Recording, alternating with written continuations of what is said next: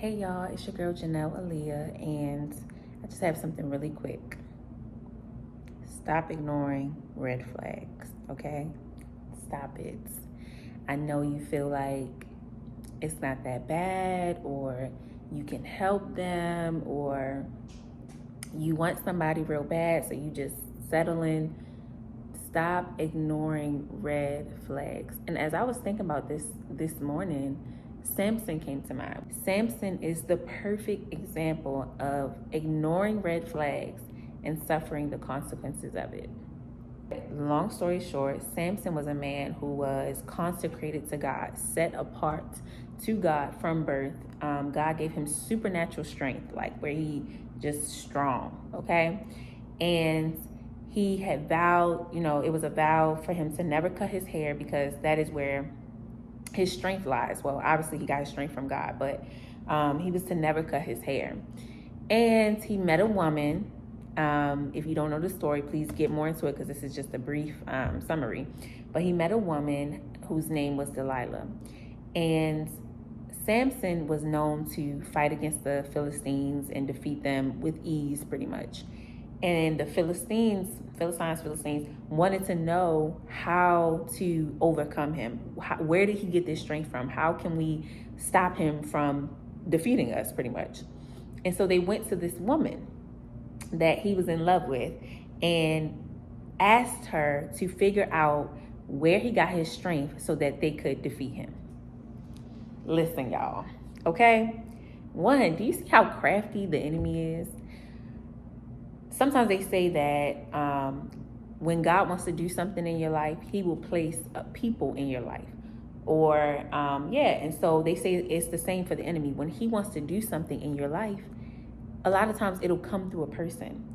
And I was also thinking about it even over, the past few days about how he will use the person that is close to you. Hear me now. Listen to me. Now I'm about to get into something else. This is why it is so important for us to surround ourselves with people who are submitted to God. Because when they're not submitted to God, God cannot check them. God cannot convict them.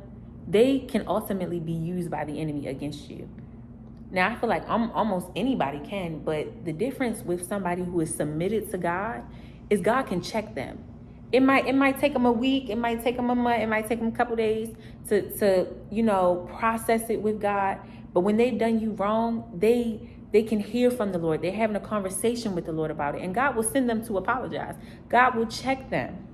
But somebody who is not submitted to God, somebody who living for the world or whatever the case may be, the enemy will use them. Let's think about Judas, close to Jesus, walked with Jesus, but yet was used by the enemy against Jesus. Let's talk about Saul. Initially, he was submitted to God. And then, whatever happened with that, read it for yourself. But Saul became an enemy of David through jealousy. But a submitted person would have took that jealousy to the Father over and over until it got dealt with. But that's a whole nother video. Sorry, I'm getting a little hype. Who else? Let's think about Joseph. His brothers, his own brothers, sold him off into slavery. And so that's why it's so important for us to use wisdom with who we get close to, with who we bring into our intimate spaces. Y'all.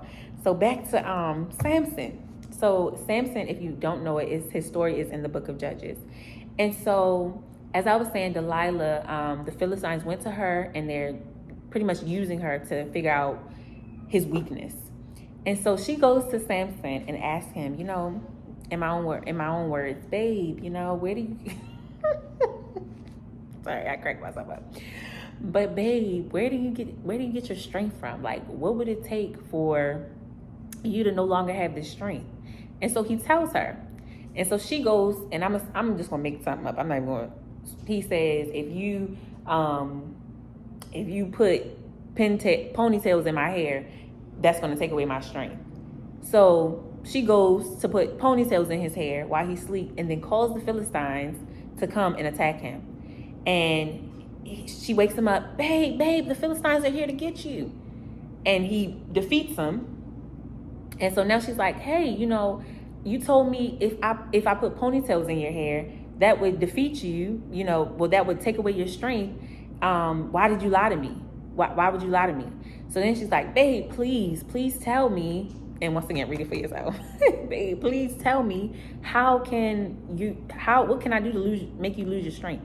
And so he lies to her. She goes and tries it.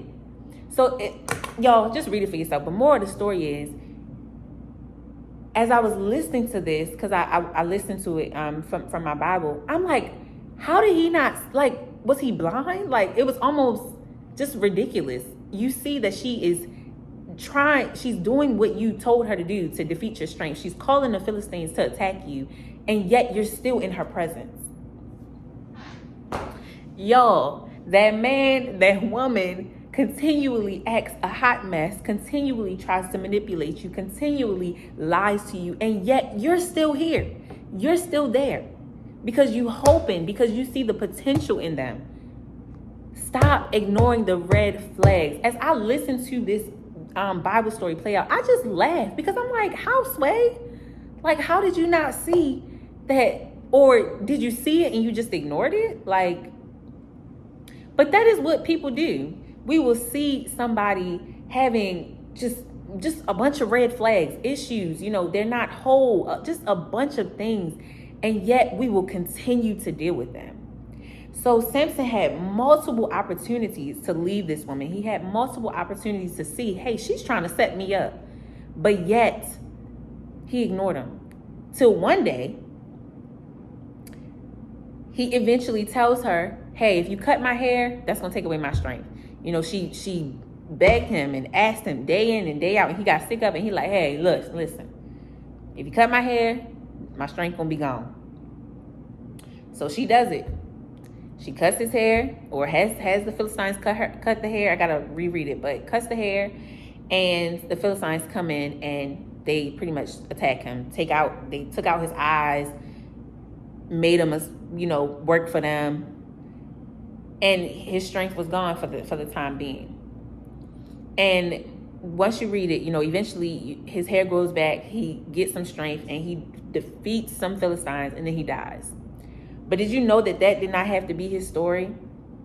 Did you know, or do you know that had he walked away from her when he saw the first time or the second time that she was trying to destroy him and she was trying to betray him, had he paid attention to what she was doing, that would not have even had to happen. Y'all, the enemy is crafty, okay? And we have to stop ignoring red flags. It's cute now, but it could really end. I'm gonna just say it could really end badly.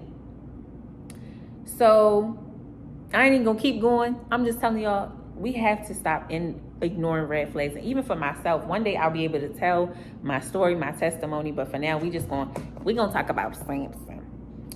But y'all, it can get ugly. It can get ugly because it's okay now, but the enemy, when he places those people in your life, he has a plan. And that plan is to destroy you. That plan is to ruin you, to ruin your life. It's not just it's no small thing. And so we have to be careful with who we allow into those intimate spaces, into our lives. Some people, you just need to introduce them to Christ and let them be.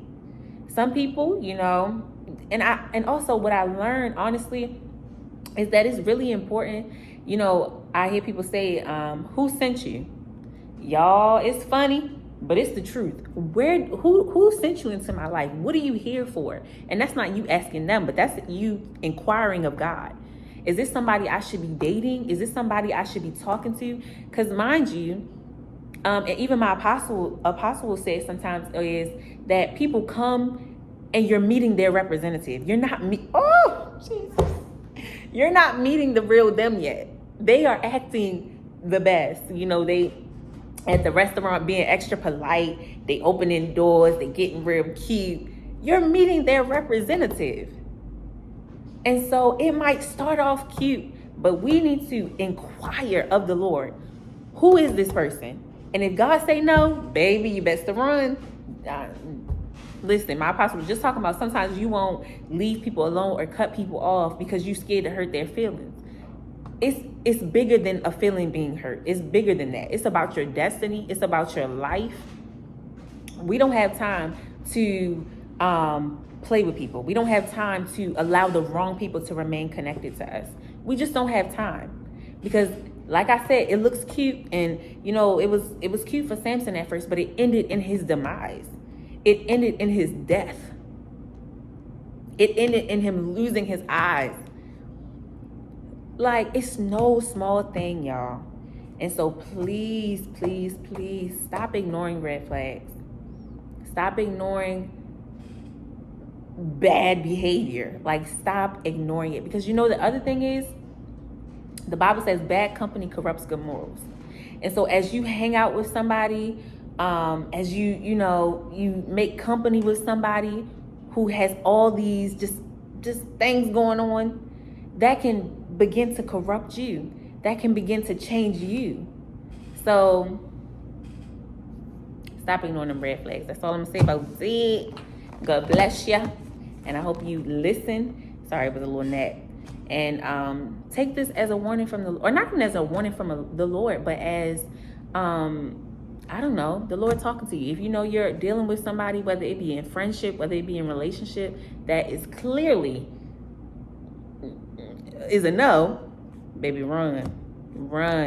It's cute now, but don't let the enemy use that person against you. Like I said, think about Judas. Think about Joseph and his brothers. Think about Saul.